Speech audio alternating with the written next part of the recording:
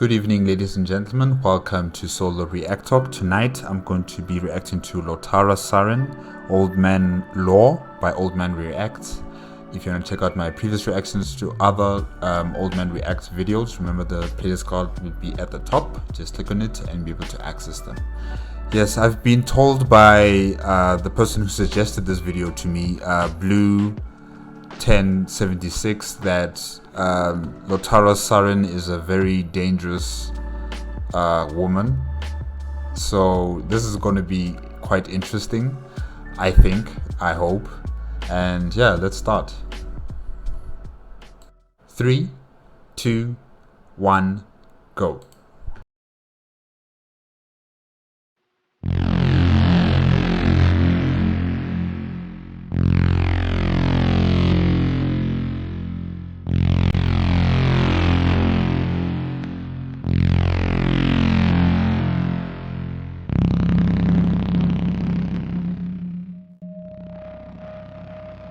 We lost over 2,000 crew to the 13th Legion's bolters, you stupid horse son! The Ultramarines knew where to board us and where to strike. Not slave deck dregs and war fodder delvers. Trained, vital crew from the command and primary engineering decks. We sustained enough internal damage over several systems that the Conqueror won't function until she's been dry docked for a month or more! Am I making myself clear, you arrogant swine? You have your orders. Now get out of my sight! Immerse the burn in cool tap water or apply cool, wet compresses. Do this for about 10 minutes or until the pain subsides. Okay. Yes, okay. This I think she's a captain. She looked like a captain or a general. Lotara Sarrin is very she's vicious. Yeah. I wouldn't want to be working under her command. She sounds very scary, and she sounds like she's not a person who will give you a second chance. You know, if you make a mistake once, then you're dead. She also kind of reminds me of someone from Battlestar Galactica. Admiral Kane. Yes, she reminds me of Admiral Kane. The way she's talking right now, and you know, the way it's so violent and very authoritative, you know, very commanding. So yeah, she kind of gives me Admiral Kane kind of vibes to her. The countless trillions who have existed in the universe of Warhammer 40k, there are only a select handful who are able to garner the true admiration of a group of Space Marines. They are usually men and women of such exceptional valor or outright utility that their talents or deeds simply cannot be ignored, or those possessed with such an iron will and determination that it demands respect. One of the first examples of this I saw, and the one that influenced the name I chose for this channel, was that of Sebastian Yarrick, who despite being ancient and immortal, commanded such respect that an entire room of Space Marine chapter masters remained respectfully silent when he spoke. The only one who did. He's the commissar from what's that planet called again? Armageddon, right? Yeah, I think he's the commissar from Armageddon. Okay. Did try to interrupt the old man of Armageddon found himself silenced by just a stare from the old commissar, and later found that his impetuous barking at Yarrick garnered him shame. Even the Black Templar, who viewed baseline humans as little more than obstacles on a battlefield, stayed silent in respect of this man. Of those few mortals who have gained true respect among the Space Marines, there are far fewer still who can actually tell one of the Astartes what to do and expect them to obey. And then, there is Lotara Sarrin. Shit just got real. Lotara Sarrin was the commander of the World Eater's flagship, the Conqueror, as it continued on its path during the Great Crusade and onwards into the Horus Heresy. We are not certain if she was granted the position by merit alone or by Angron's personal approval, but what is absolutely certain is she fit the position perfectly. Certain legions had very little respect for baseline humans, and the World Eaters were most certainly one of those legions. So what was it about Lotara Sarrin that caught the attention of not only Angron, but the rank-and-file troopers? Why was this small, high-spire-born member of the nobility not only accepted, but in many ways celebrated by the 12th? Out of a legion of bloodthirsty berserkers, Lotara Sarrin was perhaps even more bloodthirsty than they were. There is no finer example of a captain fitting the pure desires of her legion more perfectly. She would frequently ram the Conqueror into other vessels just to be cruel. She would close in and use a weapon system called the Ursus Claws to snare an enemy vessel so it could be boarded. She would actively and frequently establish communications with her enemies to mock and belittle them while she ran them down. While that would be enough to make What? Okay, this lady was crazy. Like, really boarding the vessels, also crashing into vessels, and, speaking over the intercom to probably like a psychological attack, on the opposing side. Wow, okay. Yeah, no, this lady was crazy. Crazy, but in a very, God of War kind of tactic kind of way, if I can say it like that. Yeah. Wow, she must have been extremely effective then. Huh. any World Eater smile, she did more than just earn their humor and admiration for simple yet pure aggression. In many cases, a captain showed deference to the Space Marines who were around, acting oftentimes as a subordinate to them. This was not the case with Lotara Sarrin. Yeah, I remember Captain Solkin of the Blood Angel vessel, Sword of Baal. She's the captain of that vessel. She's the highest ranking officer on that ship. But as soon as the Astartes are aboard her vessel, then she acts as like a subordinate to them. Whatever they suggest, whatever they command, she must obey those commands, to the fullest without questioning.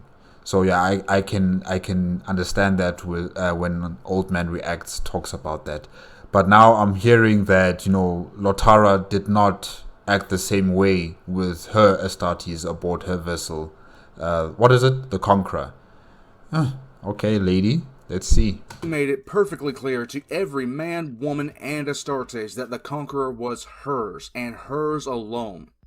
On most ships, the commanding officer of the vessel was called something to the effect of shipmaster or shipmistress, to avoid confusion with the Astartes rank of captain.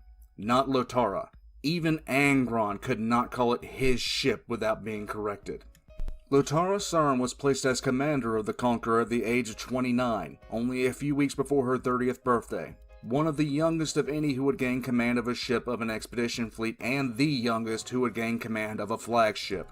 Her record held citations of extreme bravery, logistical gifts, and a brilliant tactical ability. She held a swathe of ribbons and medals, which she herself did not wear unless a situation absolutely demanded it. In fact, there was only a single honor that she had gained that she refused to be unadorned with, and that honor came from the World Eaters themselves. While there is no story or any further research that could shed light on exactly what happened, we can make a few very well-educated guesses. Angron himself created a distinction specifically for Lotara after the World Eaters' war against the Anschildstellar Principality. With every award, there is a citation that goes along with it, detailing why the award was received. Karn, captain of the 8th Company of the World Eaters and the one who gave her the distinction personally, worded it slightly differently than the servitors who marked it in her personal record. The mark that Lotara was given was Karn's right handprint on her uniform. The servitors recorded the citation because of uncommon bravery, but Karn remembered it because of the absolute brutality and sheer list of kills she had made on that campaign in the Void. Only a year or so later, the Remembrancer Order was passed. The Remembrancer Order was to chronicle the last deeds of the Great Crusade. It was to be a legion of poets, sculptors, writers, pictographers, every make and model of artist known to man. Angron actually allowed the Remembrancers on board, but Lotara hated them. She had instantly become a target for every painter, sculptor, and pictographer from the Remembrancer Order during the Great Crusade. You just beat my microphone! I'll just stay still. Yeah. That's it, just keep the mic nice and still. It's just because it's right in front of his face, that's all. She had found herself followed constantly as she'd gone through her day-to-day affairs. Angron and the World Eaters, for the most part, had simply ignored them. But the second that Lotara expressed her distaste of them, he had thrown them off not only the flagship, but he had banished them from the fleet. It quickly became understood that to annoy Lotara was to annoy Angron. Wow, that's amazing. The kind of respect Angron has for Lotara and vice versa, I should say. Yeah, that's amazing. Really. Huh. Karn had taken a personal amount of pleasure in being one of the Astartes tasked with removing the Remembrancers, and this was another reason that the World Eaters may have liked the small but vicious captain. She hated the poets and pictographers as much as they did. Lotara Sarrin could almost always be found at the throne of the Conqueror, with her feet kicked up, unless there was a battle happening, and sometimes even if there was one. Her relationship with her bridge crew was not formal whatsoever, as long as they obeyed her orders. She would joke with them even as much as she did with Karn, and often at her own risk with Angron. The Primarch and the First Captain obviously enjoyed her presence, as she was allowed to flat out mock them from time to time. There are many examples of her establishing comms with Angron and Karn to belittle them for their tactics in warfare, saying it would have been much more effective to just simply bombard the target from orbit. She didn't spare any of her crew from this, but her verbal wit could go from playful to biting, especially with an enemy. During the Shadow Crusade, she openly mocked the Ultramarines' war regent of Valmatura, with her crew grinning right along with her, which shows that this was far from her first time doing it. And then we... Man, this lady is a bully. She is a bully. Wow. And I can imagine over the intercom just berating the Ultramarines. Oh gosh, this lady. We have examples where she was not grinning. During a void engagement, 5 companies of the World Eaters had been tasked to stay on board the Conqueror in the event that the ship was boarded. These 5 companies, named the Triari, were the best shipboard legionnaires in the entire Legion. Instead of staying aboard, the Triari, under the command of Captain Delvaris, left the ship and went with the rest of the Legion down to the planet below. They had told no one, not even Lotara, and had simply gone to the battle raging on the planet. You didn't tell the commanding officer of the Conqueror that you're heading to the planet? Okay, Astartes. Yeah, we know you guys don't see humans, as respectable beings. You just see us as cattle, probably. But I don't think you should cross this woman. Hey. This is remarkably important when the planet the World Eaters were attacking was inhabited by the Space Marines of the Ultramarines. It is also remarkably important to tell a captain who quite literally has a murder boner the size of the Conqueror itself when it comes to boarding other ships, that her entire complement of shipboarders and also defenders is not on that same ship. In other words, the Conqueror had tried to board an Ultramarines cruiser and instead was boarded by a company of Ultramarines. In most cases, when a Space Marine boards your vessel and you do not have Space Marines yourself to fight them off, the proper reaction is to put your head between your legs and kiss your ass goodbye. Lotara Sarrin decided this would not be the way she would go about this boarding. Instead, she went down and woke up the dreadnoughts of the 12th Legion. For anyone unfamiliar with what a dreadnought actually is, it is an Astartes too wounded to live, sustained in a life support device, and placed in a mech suit. Setting dreadnoughts loose on your ship is usually a poor decision, as they tend to wreck anything smaller than a hab block. But she has no choice in this matter, She has absolutely no choice. There's no Astartes aboard the ship to protect her vessel. So, the only thing that she has are these dreadnoughts that have devastating weapons, that are heavily armored, and probably they're the only things that can take on Astartes, because normal Imperial Guardsmen, it's just not going to be enough, Yeah. But needs most of the devil drives, and Lotara was driving hard at this point.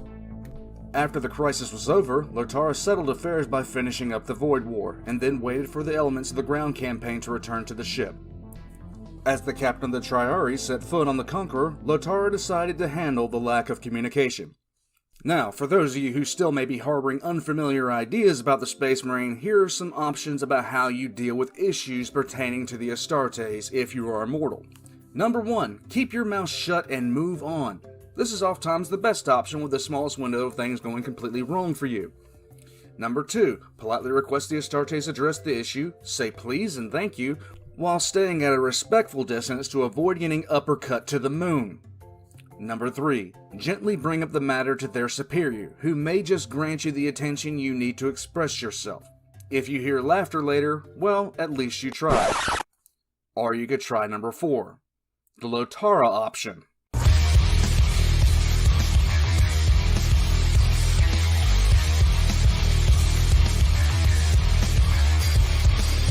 What is the Lotara option, you might ask? Let me inform you.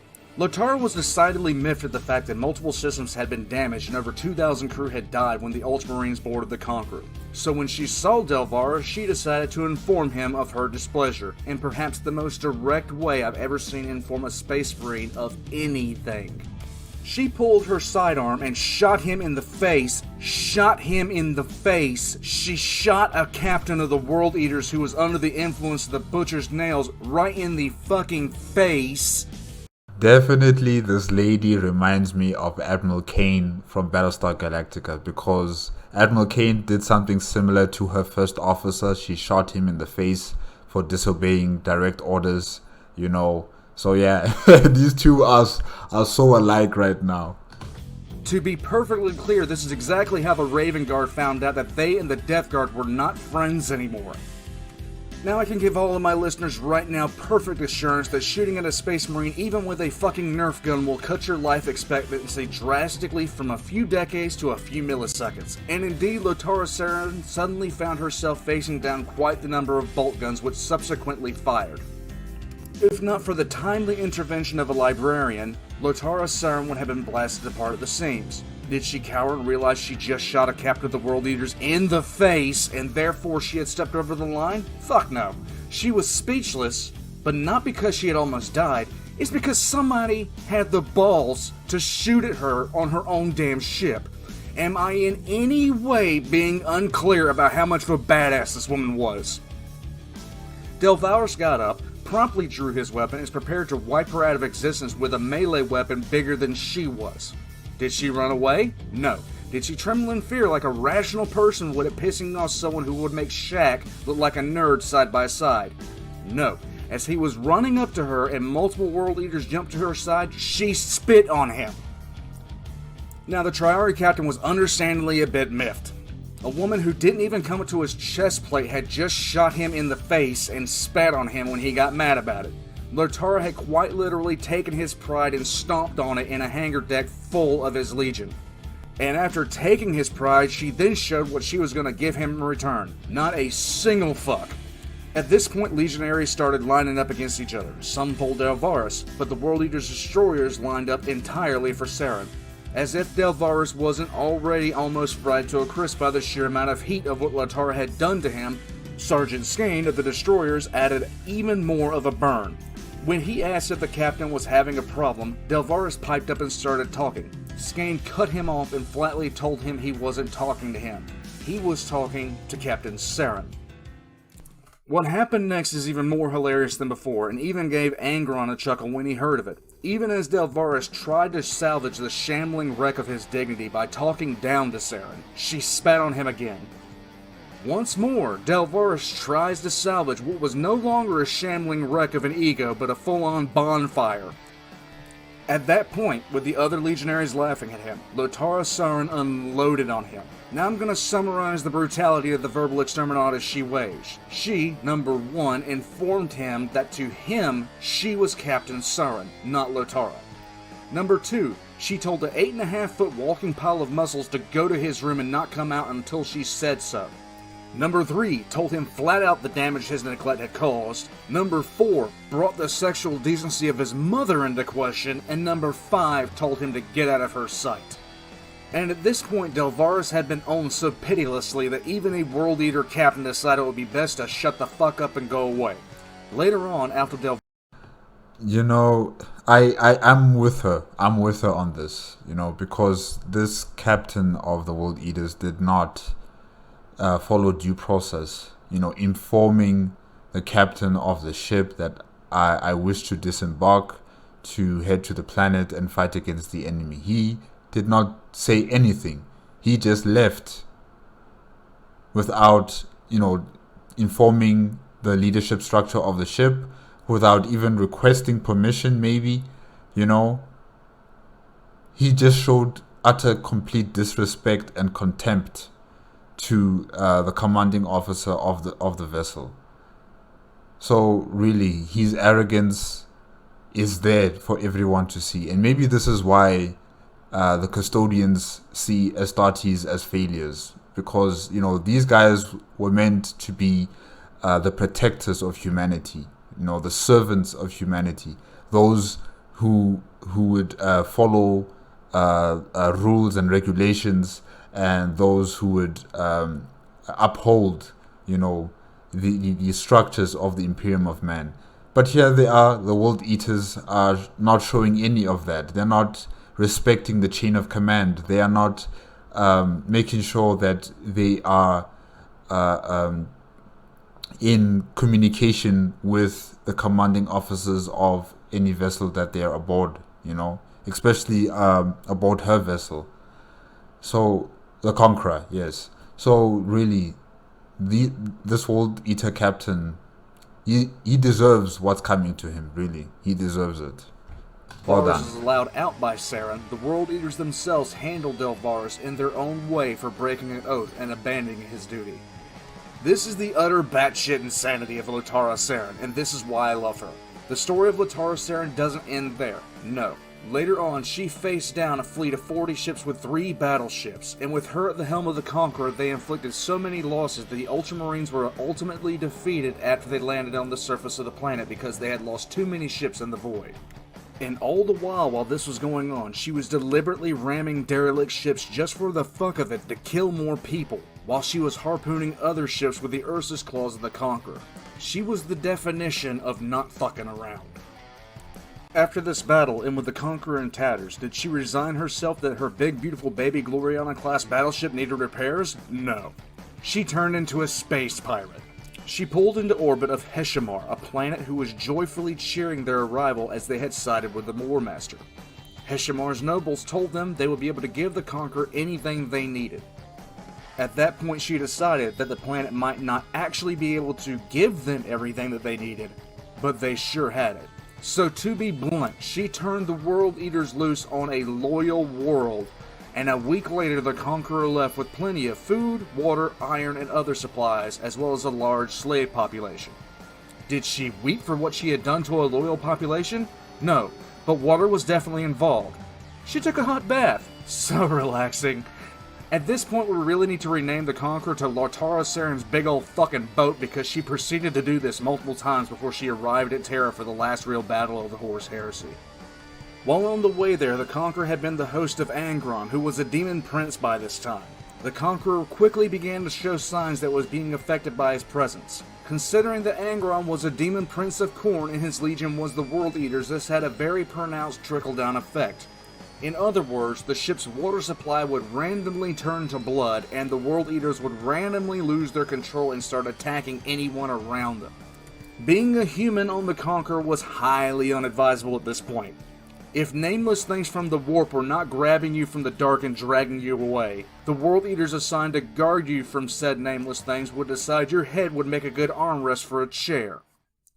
At this point, the Legion had risen well above the boiling point for batshit insanity, and most of them flat out admitted the ship was cursed. Skane of the Destroyers, who himself was doing everything he could not to lose control, approached Lotara Sarrin about essentially committing mutiny to flee the ship. The way in which he approached her left 2 of her personal bodyguards dead and had her aiming her pistol at his eye. Lotara, who had seen more than her fair share of crew butchered, and who had been dealing with even more World Eaters barely clinging to sanity, may have seemed like a good choice to approach about leaving the Conqueror. What human in their right mind would want to stay on that ship? Lotara became the spokesman for the group that was trying to leave, with multiple World Eaters and several hundred crew. The plan was for them to leave the ship on board 4 supply vessels bound for other ship, as the massive battleship served as the granary for the attached fleet in many ways. Lotara came up with the plan, highlighted the details to all of them, and made sure none of them would foul it up in any way. When the time came, she went with the mutineers all the way, up until everyone was loaded on the supply shuttles. At that point, Karn showed up, and Lotara bitched at him for being late, and after Karn put Skane on the ground, Lotara shot him through the eye. She then ordered the Conqueror to kill 3 out of the 4 shuttles, saving 1 for last, only to mock the shuttle's occupants before killing them as well. So I guess she is loyal to the cause, to the bitter end then. What is the ultimate fate of Lotara Sarrin? No one knows. The last we saw of her, she assisted Karn in teleporting Angron off the Conqueror, so she wouldn't have to worry about Angron killing the tech adepts that were keeping the reactors from overloading. The theories about her ultimate fate are all grim, but at the same time we will not know until possibly the last book of the Siege of Terra, if that. What is known is that while the ship was becoming corrupted by chaos, it showed what could almost be considered affection for her. One day she was lamenting about the death of one of her crew, who had been dismembered by Karn.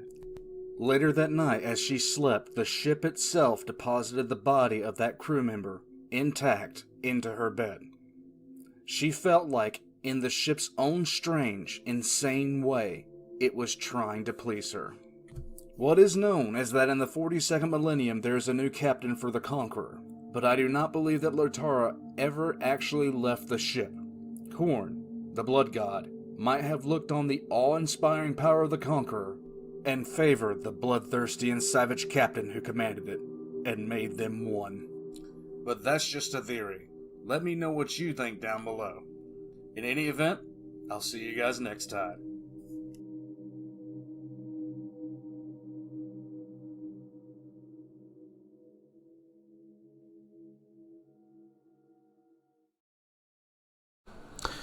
Okay guys, that was Lotara Sarrin, Old Man Law by Old Man Reacts. Yes, this lady was bloodthirsty. She was a strategical genius, if I can say that, like a commander of, exceptional quality of leadership, of tactics. She commanded one of the most, should I say, infamous battleships, the Conqueror. The way she used the vessel against her opponents, and her own attitude in terms of should I say, like, a mental attack against her enemies by getting the intercom on and talking to her enemies and berating them and making them feel puny and weak. She was a bully.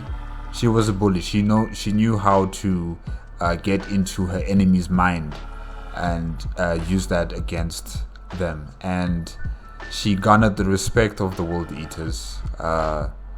She garnered the respect of the Primarch. And I think that's the most important thing right there, that she has the ear of the Primarch. She has the trust of the Primarch. And the Primarch also, he makes sure that this lady is happy. This lady gets what she wants. So it's very, very interesting.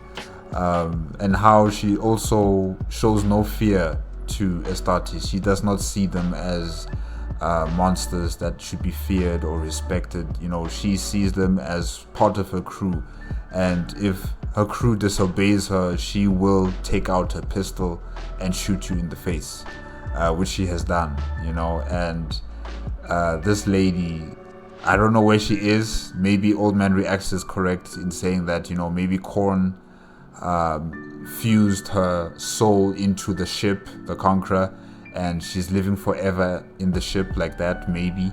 Or maybe she is in the warp with Angron, I don't know, doing something. But all I know is that this lady is someone so strong-willed like her. I don't think she's dead. She's somewhere in the Warhammer universe. And maybe she'll come back and terrorize the Imperium of Man with her vessel, the Conqueror, with her, other Chaos Marines joining her in defeating the Imperium of Man. Maybe. I don't know. But guys, yeah, that's it for tonight.